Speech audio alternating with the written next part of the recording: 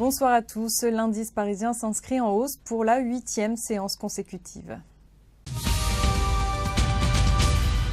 Du côté des valeurs, BNP Paribas a déçu le marché en publiant des résultats inférieurs aux attentes. La faute à une provision exceptionnelle d'un peu plus d'1 milliard d'euros.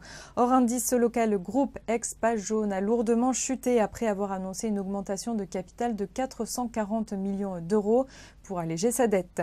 Du rouge aussi pour Peugeot qui serait parvenu à un accord avec l'État et le chinois Dongfeng. L'augmentation de capital pourrait s'élever jusqu'à 4 milliards d'euros. A l'inverse, le marché a salué les résultats de son concurrent Renault, meilleurs que prévu pour ce qui est de la génération de trésorerie notamment. La marque aux losanges anticipe une hausse des ventes cette année. Et puis, belle séance aussi pour Publicis, malgré un net ralentissement de son activité au 4e trimestre. Pour cette année, le groupe se montre toutefois optimiste et vise une croissance supérieure à 4%. EDF signe l'une des meilleures performances de la journée sur le marché parisien après avoir délivré des comptes annuels 2013 meilleurs que prévu. Le chiffre d'affaires de l'électricien a progressé de près de 5%. Le bénéfice net s'est affiché pour sa part en hausse de plus de 7% à 3,5 milliards d'euros.